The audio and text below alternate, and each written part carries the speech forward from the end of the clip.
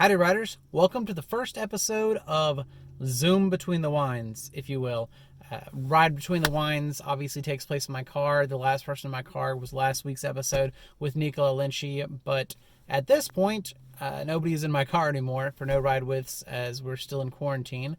So I have some cool winemaker friends and representatives and people I've met who I've been reaching out to, and I'm going to start doing some Zooming video ride with podcasts. So the first one is Anne Trimbach. Actually, my wife and I, which you'll probably see some pictures I'm going to throw on throughout the podcast of our amazing time there. But my wife and I visited Trimbach and Ribeauvillé in Alsace a couple of years ago. Had an amazing time. Met Anne. Super cool. She is generation 13, so 12 generations before her have been making wines at Trimbach. Her father's Pierre Trimbach, who is the current winemaker. And very, very cool, delicious wines. I was super happy to have her for a couple of minutes. So if you're ready, buckle up. Let's ride.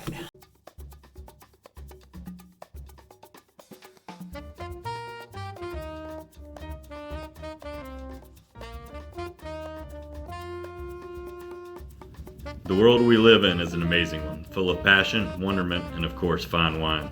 This is the story of one man's journey to fully understand and appreciate that world. So kick the tires and light the fires. It's time to ride between the wines.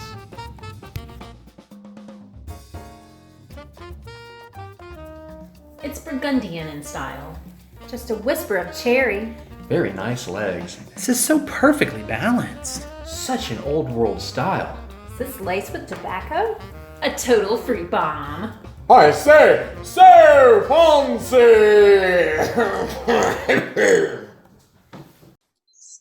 Hi! Hello. This worked. This is so exciting. All right, hold on. Let me put my screen on. How do I make you full screen? I don't know. Well, whatever. This will work. So how you doing?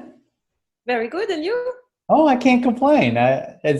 What are things like there? Are they nuts? Are you guys starting to get back to normal? We are struggling a little bit because we work mostly with restaurants, so Yeah. of course the sales are not there and have not been there for 2 months. But it seems like people are getting more and more involved in a way. They wear the mask, they pay attention to what they do, but they did not at first. Mm-hmm. And let's see, hopefully the restaurants will be open early June again, but it's not sure. Yeah, it's the same thing. We're starting to open up a little bit. Last week we opened it, I think, half capacity for our restaurants, but not everybody's doing it. They're sort of feeling it out, but it's starting to feel better. So hopefully we don't. Cheers. Good morning. Cheers. Cheers, yes. Yes, hopefully, yes. Poof, we don't know. We'll see. Yeah. Well, thanks so much for doing this. So my podcast, like I said, is usually in a car with a winemaker or supplier, but since that's not going to happen for a while, you're my first attempted Zoom podcast. So hopefully it'll work well. I played with it a lot. I think it'll work well. Okay. But I just wanted to talk to you a little bit about Trimbach. I've met Jean. Obviously, I've met you and actually in Alsace. And we had a delicious lunch and a wonderful wine tasting, and I'm still so appreciative. But I've never had a chance to do a podcast with Jean or anybody related to Trimbach. So this is very exciting to me. It's such a iconic, obviously, amazing, the example of Alsatian wine. So maybe if we could just start off and you just tell me a little bit about your family and the history of the winery. Sure. My name is Anne Trimbach, and I'm representing the 13th generation of the Trimbach family, because we started to make wine a long time ago in 1626. So we started in a small village in the middle of Alsace called Ribeauvillé, and we moved twice until we came to Ribeauvillé, where we are right now, after World War I. The reason why we moved was just because in Ribeauvillé there was a rail station, and it was much easier to sell wine over there, to sell wine from us to Belgium or to Germany, and then the barrels of wine could just go on trains, and that was the start of the export, let's say, the early start. And since then, everything has been, the winery has been in Ribeauvillé. We have everything on stage from the press room to the bottling line and the cellar and the tasting room. And then our vineyards are located in 10 different villages now, mostly around Ribeauvillé, but also a few that are a little bit more far away, but that's quite new. We own 60 hectares in today's world, and we still purchase grapes on an average of 80 to 100 hectares approximately. Okay. So basically, yes, mostly white wines, lots of Riesling. 50% is Riesling for us because it's our passion. It's our, we love this grape, maybe a little more than the others because of ageability, drinkability with many, many good dishes, many styles of cuisine. And from the different styles you can get, we do mostly bone dry Riesling and dry Rieslings, but you can have wonderful sweet Rieslings as well. So we do 50% of Riesling, and then we do Gewürztraminer and Pinot Gris quite a bit, and Pinot Blanc. And then the other remaining grapes are quite smaller productions. Pinot Noir we started only 40 years ago. It's 6% of the production today. Muscat is very, very little, and Sylvaner is almost inexistent, and mostly consumed in Alsace and a little bit in Japan as well. Voilà. So your Riesling is dry, but the Pinot Gris that we're drinking right now, so your Pinot Gris styles are typically have a little sugar on them, and your Gewürztraminers have a little sugar on them. Not the classic style. We are drinking the Pinot Gris Réserve Personnelle right now. So this is the gold label. So this is coming from a Grand Cru vineyard, and it has always a little bit more residual sweetness. That's right, between, let's say, 10 to 20, depending on the vintage, but always a nice acidity to balance this little sweetness. And this one likes, of course, creamy dishes and a little bit spicy dishes. The other Pinot Gris we produce that has a very special label in the US, it's Pinot Gris Réserve, and this one is always dry. Very fruity, of course. So people would sometimes say, oh, it's a little sweet, but it's actually on the analysis, it's bone dry.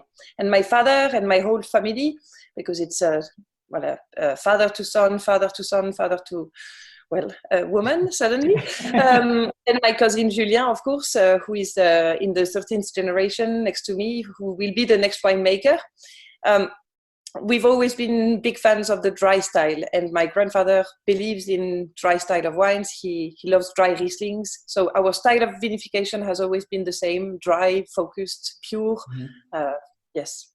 Well, I think with the one that we're drinking right now, like, I know that there's residual sugar on it, but it's so balanced. It doesn't feel at all like a sweet wine, and it smells like I don't. So I'm drinking the 2012, and then you have the 2016. So we're not quite exactly the same, but at least in mine, it smells like it's going to be sweeter. It smells like almost like botrytis and characteristics of a late harvest wine more, but then it doesn't taste nearly as sweet as the expectation. Yes, exactly. Yeah. It's a vineyard that is located in a Grand Cru just behind the winery called Osterberg, Grand Cru Osterberg. We have a little bit more than 1 hectare of vineyard over there, and we produce the wine from the same place every year. It's called Réserve Personnelle on the label because for many, many years we did not write any Grand Cru names on our labels, but it's from Grand Cru, and it's southeast exposed to the sun. And in this part of the Osterberg, there is a bit less wind, let's say, and it's the botrytis, the novel rot, can develop a little bit. So in some vintages, and actually most of them, there is a hint of botrytis. So you have this very complex aromatics that makes you think it might be very sweet, but it's not. And it's fresh at the end. It clacks like a Riesling almost. The acidity makes it perfectly balanced and easy to match with food, very much so. Oh, it's delicious. I can see it matching with all sorts of things. So back to your family a little bit, and you're talking about passing the torch for the winemakers. So the current winemaker is Pierre, who is your father, and is Julia Jean's daughter? Jean's son, yes. Julien, I don't know if you have this name in America. Julien, at the end you have I-E-N. Julien is my uncle's son. Okay. Jean's son, and he is 28 this year. And is he already well immersed into the winemaking role? More and more. I would say my father will have a very hard. It's not possible for him to stop right now. He feels he's still quite young. He's only 60 something, 64 this year, so not that old, and he wants to continue. And of course, there is lots of things to know. So Julien, yes, can make wine, and he knows what to do. But there is more to learn, because we've been dealing with these wine growers for many, many years, and they are between 50 and 70 people to know and to voilà. So, and many other things, how to bottle. Bottling is one key time for us as well in Alsace. When we start bottling, if you make a mistake, you ruin everything. So he's still teaching everything to Julien, but Julien has been there now for 4 or 5 years, if I'm not wrong. So he knows more and more. Yes, and he's been trained in the vineyards first before to go to the cellar, because if you don't have good grapes, of course, there's no way you make a great wine. Of course, yeah. So what is your role with the winery? I've been here for 12 years in July, and I've been mostly on the road spreading the message. So I would say my role is to be an ambassador. And I can do a little bit of everything as well. Not by myself in the cellar, not by myself next to the bottling line for sure, but a little bit of here and there. And of course, welcoming clients, customers, importers, distributors in our tasting room, showing them who we are and what we do. And then everything on social media when there's something to say. Well, that's good. And the as far as the traveling, I know that you and your uncle Jean kind of split the world a little bit. Which part of the world do you find yourself in outside of France most often? Mostly the Nordic countries of Europe, Norway, Finland, Sweden, and Denmark, and half of the US. So I go mostly to the West Coast and the Midwest, and my uncle Jean takes care of the East Coast and the South until Texas. Okay. He wanted to keep Texas and Louisiana. And South Carolina. It's very important to him. Of course. So let's talk a little bit about. I feel like we have to talk about Clos Saint-Hun, because that's the I don't know the what do you say, the pillar of the most amazing epitome of Riesling, I guess, for Alsace. Why is that named like that? Can you tell us a little bit about that? So yes, of course, Clos Saint-Hun is our jewel, our treasure, I would say. It has been for close to 200 years, and in 1919 we have the first label of Clos Saint-Hun identical to the one we have today, starting from 1919. It is located in a Grand Cru called Rosaquer, the field of roses, if I translate literally, which is made of mostly limestone. And where we are, the portion we have, which is close to 4 acres, 1.67 hectares, is almost only pure limestone. When you walk on the top of Clos Saint-Hun, you walk on limestone. Wow. It's a vineyard we planted more than 8 years ago, for sure, because the range, the space you have between each rank of vines is quite narrow compared to what we do today. And most of the vines are 50 years old or more. We know that it is a very special place due to the soil, and the vinification we do is nothing special. We do a very classic vinification, but the soil speaks for itself. And the name comes from a legend. Saint-Hun, so Hun, was the wife of the king Hunon in the village of Hunavir, which is just next to Ribeauvillé, between Ribeauvillé and Riquewihr. It's a very small town. And a year of no crop in the vineyards, nor in the fields of corn or whatever, she was able to change the water from the fountain of the village, which today is a very famous fountain, into wine. And this wine was the best wine the village, the people from the village ever tasted. So the name was given to this wonderful plot, because it has always been an amazing vineyard and giving wonderful grapes and wine. Planted in Riesling forever, at least since we started, or at least from the papers we found. Mm-hmm. And yes, a marvelous wine that can age for almost forever. I would say forever, in good conditions, of course. And in the Riesling range we produce, and we have many. It's the Riesling that has the more the more length on the palate. It stays, okay. It stays. It never ends.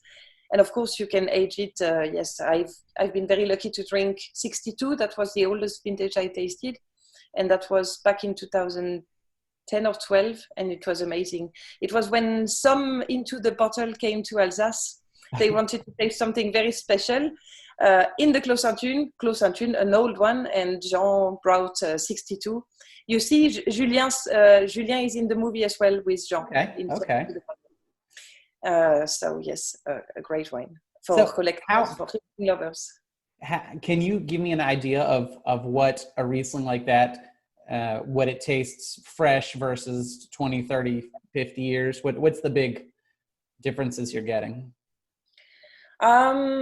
When it's very, very young, I would say it's a little bit, closed for years. That's the reason why we keep it in our cellar in the bottles for 4-5 years when we can. Not when we can, we do that. We are selling 2014 right now, so it's 6 years old already. Mm-hmm.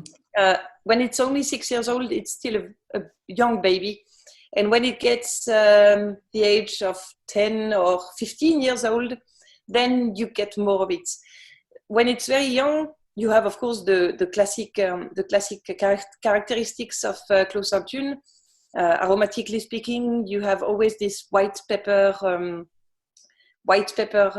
notes, and sometimes yellow plums. Sometimes you get a little bit of pine needles. It's very, very unique. In some vintages that are a little warmer, you get some hints of apricots. And when it gets very, very old, then you get this waxy, more terpenic aromatics, so waxy, sometimes fresh tobacco, sometimes, like an eau de vie, a brandy of yellow plum. It evolves, and people always ask me, like, when do you prefer Clos Saint-Thune? I don't know. It's really difficult question to answer. But of course, I like them when they are a bit more mature. So between 10 and 15 years old, I adore them. But when they pass this 20 years old frame, can I say that? Range or level, I love them as well very much. And then when they are very old, you can play with dishes with more butter, with more creaminess, with more fat in a way. And when it's a little younger, you prefer a little citrusy or fresher food, let's say. I don't know if it's clear what I said. No, it is. Yeah, no, that makes sense. Would you say, obviously Riesling is like the most age-worthy white grape. I mean, how about your Pinot Gris? I mean, again, this is 2012 and it tastes amazing. Would you say pretty much all the white grapes in Alsace are very age-worthy, or there's some we should really try to drink fresh? Or? I would say Riesling, of course, by far, you can age it a long time when it comes from a very good vineyard, and when it's well made, it should age for a long time. Granite type of soil, maybe a bit less than limestone types of soils, or maybe they can age. No, let me rephrase. Granite open more rapidly. Okay. And they evolve maybe a bit more rapidly, but then when it comes from limestone or volcanic soils, these heavy soils, then you can keep them for a while. And then Gewürztraminer and Pinot Gris, also when they come from a good site, they can also age beautifully. This Pinot Gris, I have 2016, which is very fresh. You have 12. I had a 2004 not too long ago, which was amazing. And I tasted 71 2-3 years ago, which was also quite amazing. Then, of course, it's a question of bottles.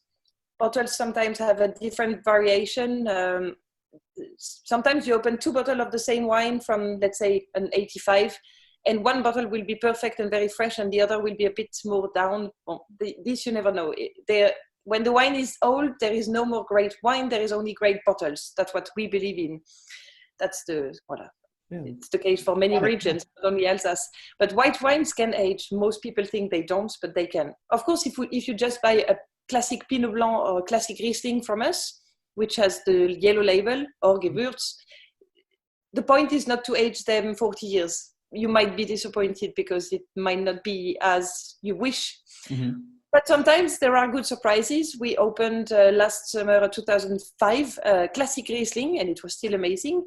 And somebody someday brought 96 Riesling, classic Riesling, in a tasting in Las Vegas, and it was amazing for me to try an old Riesling, because we don't keep the classics. We sell them. Right. We keep the good stuff. Of course, we have a wonderful library. So yes, it depends. But yes, vineyard provenance is very important, and of course the way you make the wine counts as well, and the grape. But I would say sometimes Pinot Blanc can keep as well. So yes, but white wine keeps. White wine keeps. keep that in mind. And so everything beyond the classic line is all cork. Is that accurate? Yes. Yeah, and that's good. Sorry. That's the fun thing about Zooming, learning that. And you guys have no plan to change that. You're gonna keep these in cork and keep the. Yes, corks for the top wines, yes. And then we started for the wines you drink more rapidly with screw caps. Mm-hmm. So for Pinot Blanc, in some markets, not everywhere so far, for classic Riesling, in Sweden, in Norway, they are very open to screw caps. So we started that. And Muscat that you drink with white asparagus, Mm-hmm. we also do that in screw caps now. So little by little. And do you guys have oak on anything? Is everything no oak? Everything is no oak. It's lots of stainless steel in our cellar. We also have these wonderful concrete and glass tanks that we've had for 50 years or close to that. And then we have very old casks that we still use, the oldest one being from 1717, Mm-hmm. and the youngest one, 1 year old. We changed one this year. But basically, most of them are more than 100 years old. So they don't bring any oaky taste to the wines. And that's made on purpose. We don't want anything to hide the purity, the fruitiness, the floral characters of the wines. We want them, we look for purity. And my father has always been, the journalists in the world, or the sommelier, when they talk about my dad, they speak about a purist. Oh. So no oak, even for Pinot Noir.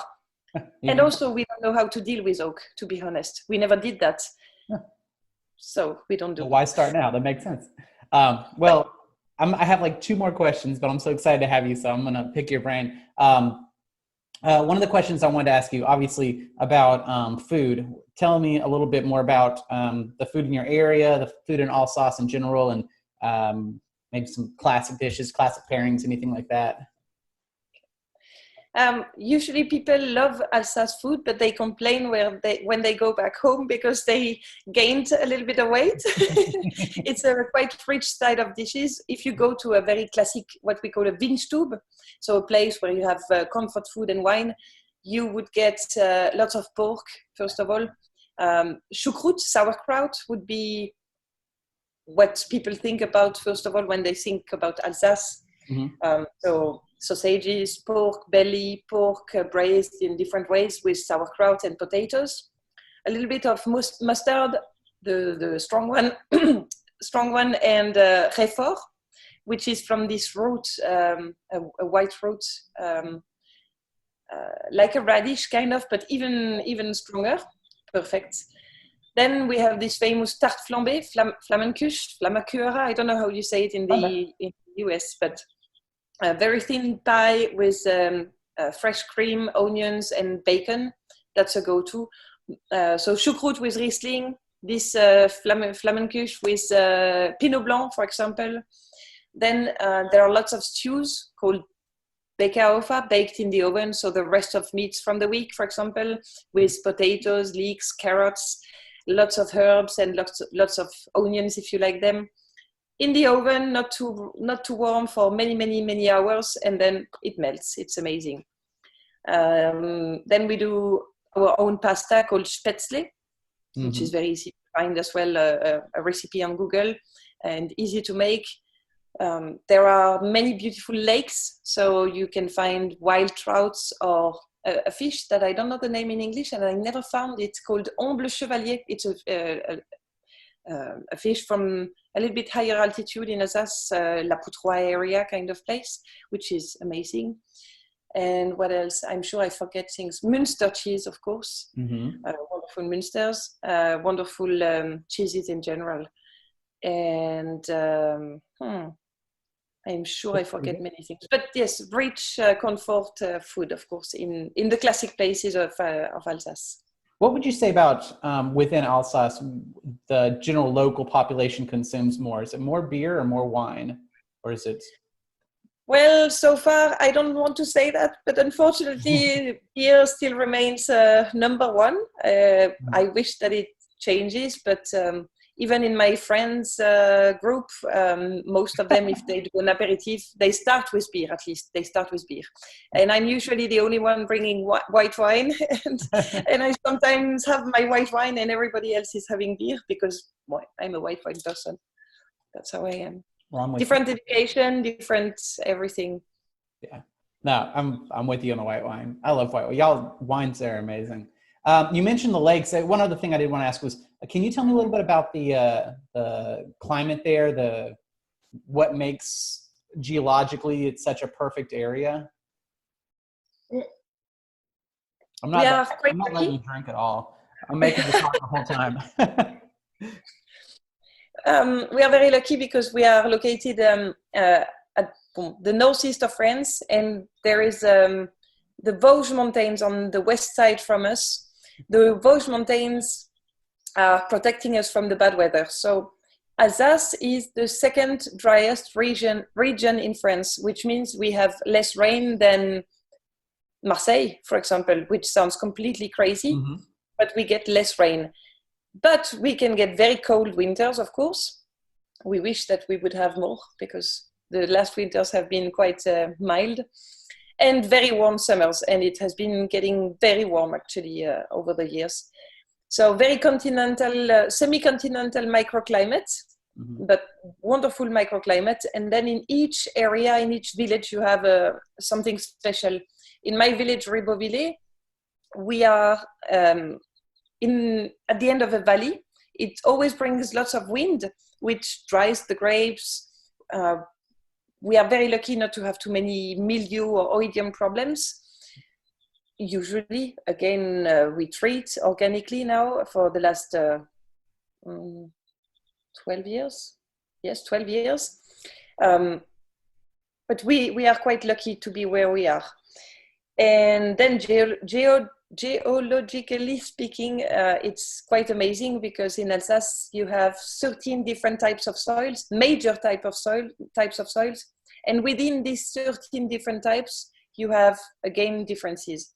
Even if I take one example, I would take Frédéric Emile, our Riesling Frédéric Emile, located on two Grands Crus, Geisberg and Osterberg. They share the same type of soil, marl, limestone, and sandstone. But if you really go in our parcels and if you check how is the soil at the top, in the middle, in the bottom, there is a huge difference. And in the Geisberg, you have a bit more sandstone. In the Osterberg, a little bit more limestone and quite a lot of marl.